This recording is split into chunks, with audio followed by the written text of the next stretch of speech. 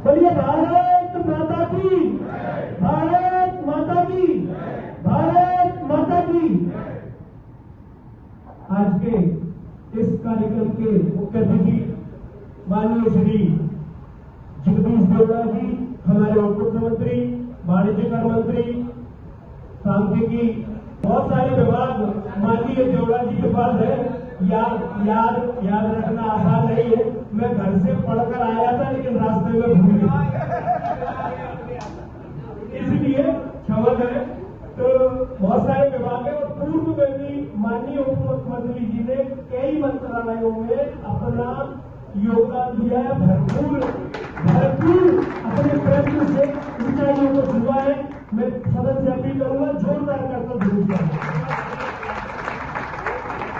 हमारे बीच आज हमारी पार्टी भारतीय जनता पार्टी मध्य प्रदेश में जिस मुकाम पर है उसमें हमारे बीच पधारे पूर्व संगठन मंत्री माननीय श्री कृष्ण मुरारी मोदी जी का महत्वपूर्ण योगदान है। उनके समय से हम लगातार पायदान करते चले आ रहे हैं और आज विधानसभा रिजल्ट हमारा देख लेना है। तो मैं उनके लिए अभी एक बार फिर करता जोड़ी स्वागत की अपील करता हूं। हमारे अतिथि कहूं तो शायद उचित नहीं होगा। हमारे पारिवारिक सदस्य माननीय जल संसाधन मंत्री तुलसी भैया, मैं तुलसी भैया को पारिवारिक सदस्य मानता हूं। मेरी बहुत सारे संबंध है भैया से और इनकी बिटिया भी मेरे घर में आई है, तो सामने भी होते हैं। तो तुलसी भैया के लिए मैं बहुत जोर से तालियों की अपील करता हूं। महाराष्ट्र जिला के हर चुनाव में तुलसी भैया घर छोड़कर गुना पूरे समय अपना गुना को देते हैं, गुना लोकसभा को देते हैं। हृदय से आभार, बहुत बहुत धन्यवाद तुलसी भैया। मंच पर उपस्थित हमारे विधानसभा गुना एवं बमोरी के प्रभारी वेद प्रकाश जी शर्मा भाई साहब, मैं उनके लिए भी सदन से अपील करूंगा, जोरदार तालियों से स्वागत करें।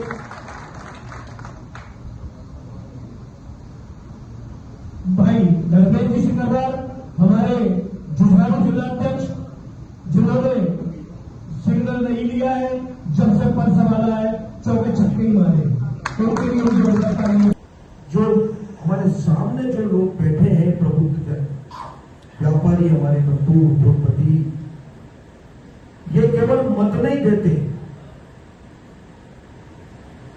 ये जनमत का निर्माण करने वाले लोग बैठे हैं।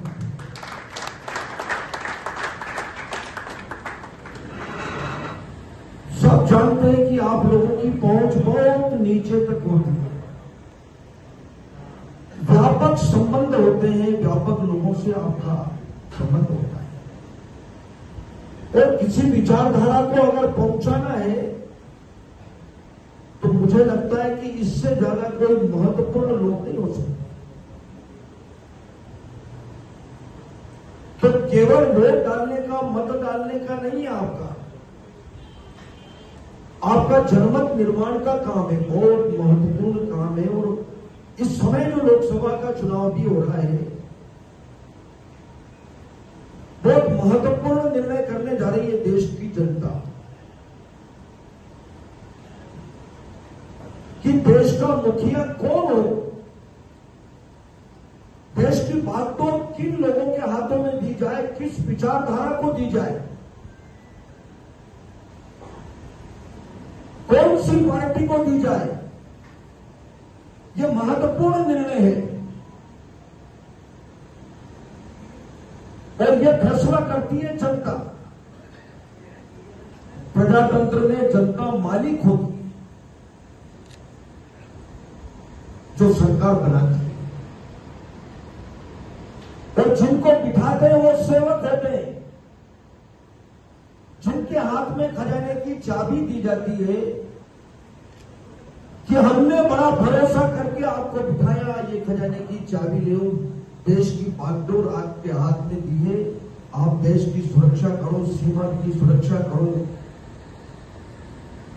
बहुत भरोसे के साथ, बड़े विश्वास के साथ सरकार बना करके बिठाते हैं। लेकिन प्रजातंत्र में सरकार का भी एक कर्तव्य होता है कि वो जनता के सामने अपना सरकार का हिसाब किताब प्रस्तुत करे। कि हमने क्या खोया क्या पाया। जनता ने हम पर भरोसा किया तो हमने जनता के द्वारा दिया गया खजाने में जो हमको धन दिया है, जो पैसा दिया है, जो व्यवस्थाएं दी है, तो हमने क्या किया इसका हिसाब बताना मैं समझता हूं कि ये बहुत जरूरी है। ये सरकार को बताना चाहिए।